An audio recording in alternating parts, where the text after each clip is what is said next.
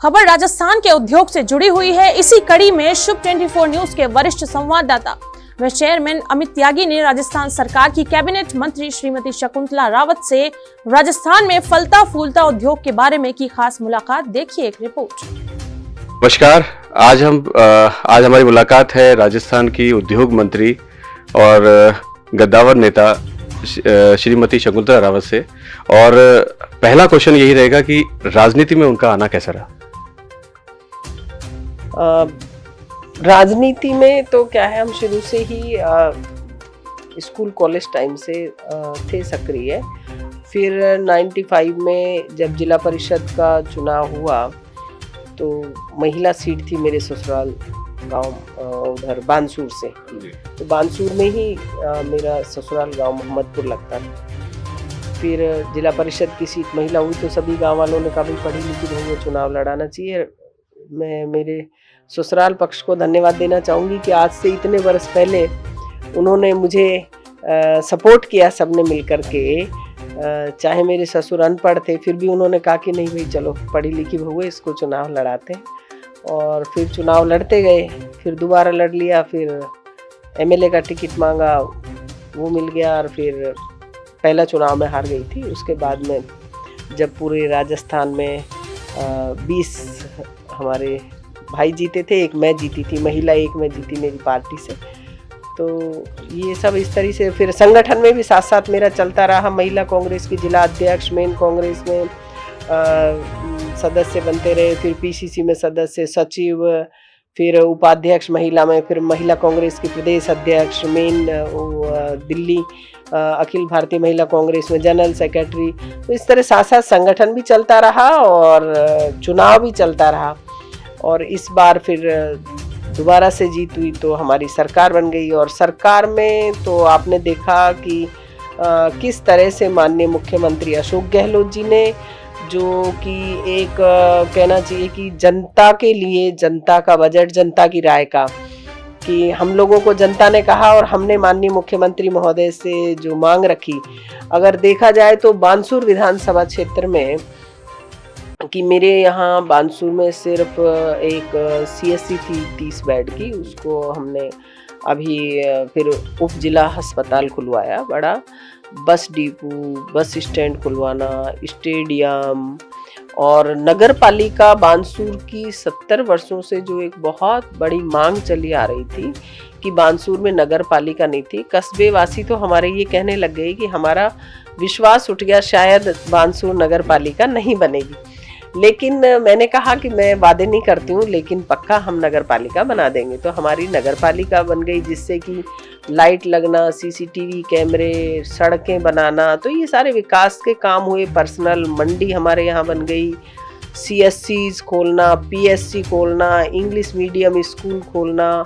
और बानसूर के जो हमारा नारायणपुर था, एक छोटी सी ग्राम पंचायत था, उसको तहसील बनाया, उपखंड बनाया वहाँ पर। और बिजली, पानी, पीएचडी, एईएन, जेईएन बिठाना। अभी तो बानसूर विधानसभा क्षेत्र में एक्शन ऑफिस भी खुल गए हैं। और अब सबसे बड़ा जो नारायणपुर हमारे थानागाजी में लगता था, तो पंचायत समिति भी बन गया। मतलब कोई किसी तरीके की हमारे यहाँ बानसूर में विकास के लिए कोई कमी माननीय मुख्यमंत्री अशोक गहलोत जी ने नहीं छोड़ी, मेरी मांग के पीछे, मैं जनता की मांग के पीछे। तो फिर भी, और स्कूल क्रमोन्नत कराना, इंग्लिश मीडियम स्कूल खोलना, ये एक बहुत बड़ा। और सड़कों का पूरे गांव जो बिल्कुल इंटीरियर में थे, सोच नहीं सकते थे कि कभी भी यहाँ पर हमारे सड़क आ सकती है। एक आदिवासी का जीवन जी रहे थे लोग, वहाँ पर भी हमने सड़कें बना दी। चाहे इधर के लोज डोईवाड़ी पहाड़ों में जो सरिस्का से लगते हुए क्षेत्र हैं, ग्राम पंचायतें खरकड़ी है, वहाँ पर मुंडावरा से आगे कानपुरा लोज है, डोईवाड़ा है, और ये अपने नांगलेड़ी है, बैरावास है। तो ये ऐसी जो गांव थे जहाँ की ट्रैक्टर के अलावा कोई साधन नहीं जाता, वहाँ हमने सड़कें बना दी। तो माननीय मुख्यमंत्री महोदय ने, मेरा बानसूर नहीं बल्कि अलवर पूरे राजस्थान के लिए आप देखें कि ओल्ड पेंशन, जो कि आज पूरे भारत के युवा की मांग बन रही है कर्मचारियों की। तो ऐसा एक नया आयाम स्थापित करना माननीय मुख्यमंत्री महोदय ने एक ऐसी एक मुहिम छेड़ी है जो कि हर वर्ग के लिए है। ये तो है नहीं कि भाई कांग्रेस वाले कर्मचारी को ही मिलेगी, ये तो पूरे हर युवा का कर्मचारी के फायदे की बात है। RGHS लाना और चिरंजीवी लाना, आप देखेंगे कि चिरंजीवी में पहले हमसे लोग लेटर पैड लिखवा के ले जाते थे कि साहब किडनी ट्रांसप्लांट होगा, 15-20 लाख रुपए मुख्यमंत्री राहत कोष से पैसे दिलवा दीजिए मैडम, रोते थे। तो अगर उस माँ के आंसू पोंछने का काम किया तो राजस्थान के मुख्यमंत्री अशोक गहलोत ने किया 25 लाख तक, और उससे भी अगर ज्यादा लगता है तो वो भी वहन खर्चा सरकार करेगी। कर्मचारियों का भी खर्चा सरकार वहन कर रही है।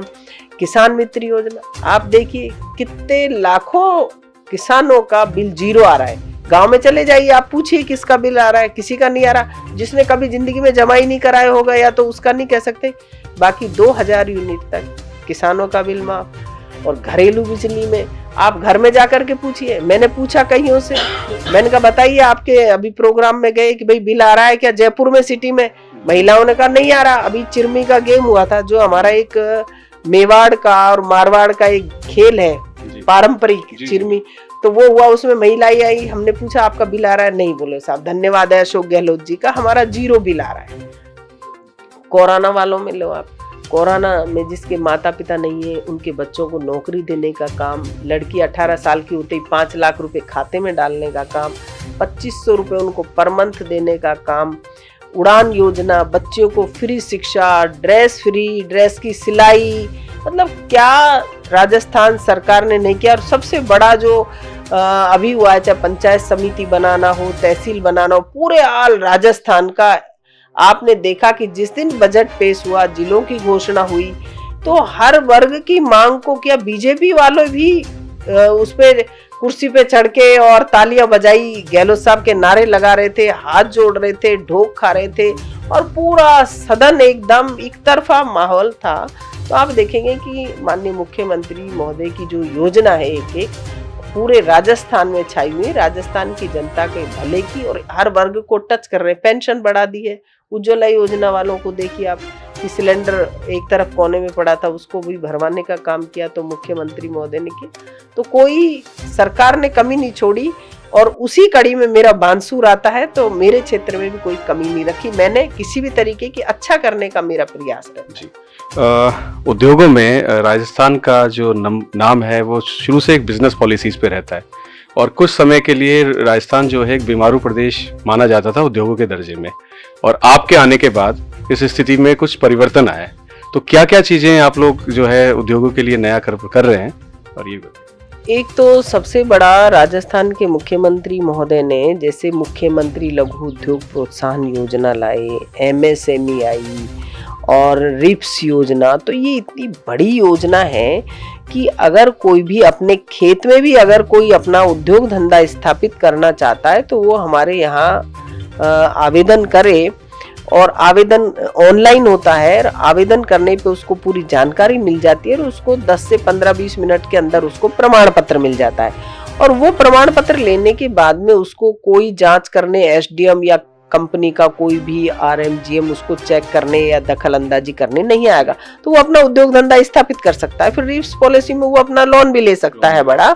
तो ये जो, और लोन में भी आप देखिए कि जो हमारी मुख्यमंत्री लघु उद्योग प्रोत्साहन योजना है उसमें 25 लाख तक का करेगा तो 8% ब्याज अनुदान राशि सरकार दे रही है, और 5 करोड़ तक का करेगा तो 6% दे रही है, और 10 का करेगा तो 5% ब्याज अनुदान राशि सरकार दे रही है। तो ब्याज आपका सरकार दे रही है, और SC ST महिलाओं के लिए छूट है। तो आप बताइए कि उनको 50% में जो उनका लॉटरी में निकलेगा ऑक्शन में, उसको 5% की छूट दे रही है सरकार की तरफ से। तो और जो हमारे स्टाम्प ड्यूटी लगती है वो 0% है। बिजली कर, भूमि कर, मंडी कर, सारे टैक्सों में छूट दे दी माननीय मुख्यमंत्री महोदय ने।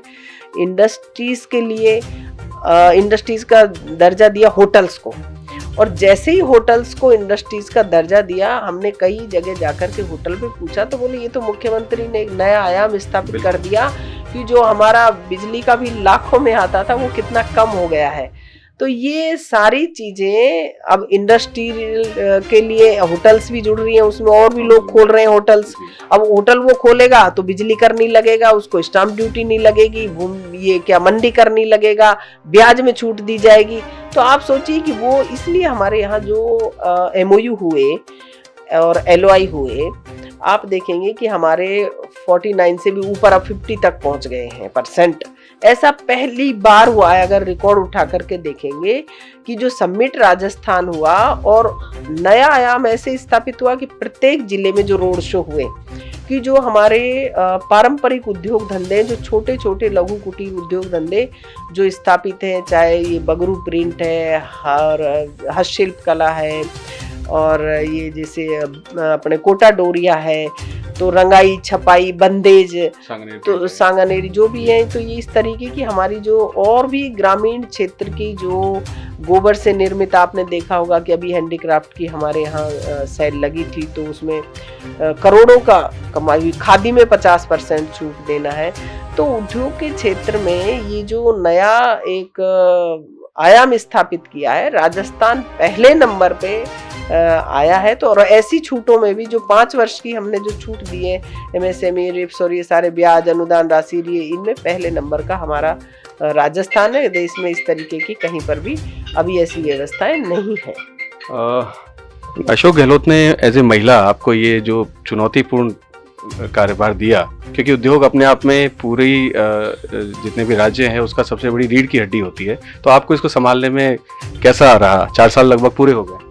नहीं, जैसा आप पूछ रहे हैं कि महिला को दिया, मैं मानती हूँ, मेरी सोच है कि जिम्मेदारी अगर किसी महिला को दी जाती है, तो मैं ये नहीं कह रही पुरुष भाई बुरा काम करते हैं, अच्छा करते हैं, लेकिन महिला उससे बेहतर करने का प्रयास करती है और बेहतर करती भी है। तो मेरा भी प्रयास यही रहता है कि मैं बहुत अच्छे से अच्छा करूं। और राजस्थान के माननीय मुख्यमंत्री महोदय ने एक पहली बार अगर महिला को बनाया, उन्होंने महिला के ऊपर विश्वास जताया, तो ये माननीय मुख्यमंत्री महोदय की सोच है कि महिला भी ये काम, हर काम में अग्रणी है और महिलाओं को एक सम्मान किया पूरे राजस्थान के लिए। इसके लिए तो मैं माननीय मुख्यमंत्री का धन्यवाद दूंगी कि उन्होंने मेरे ऊपर ये विश्वास जताया और एक गांव की और ढाणी की महिला को इस स्तर पर ला करके ये मुझे पद दिया।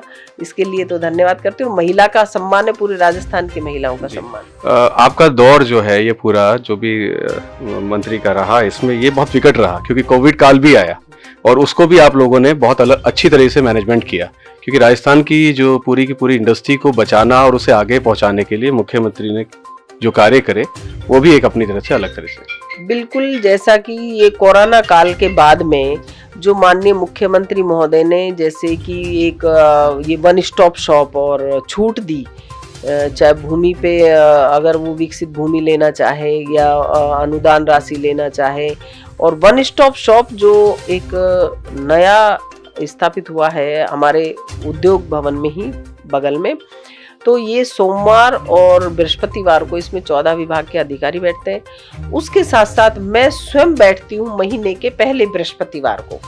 मैंने कंपलसरी कर रखा है कि मैं वहाँ बैठूंगी और हमारे सारे विभाग के अधिकारी वहाँ बैठते हैं। राजस्व हो, ऊर्जा हो, चाहे सारे UDHO, सब 14 विभाग के अधिकारी वहाँ रहते हैं। मेरे विभाग के MD, कमिश्नर, ACS, वो भी सब वहाँ पर रहते हैं।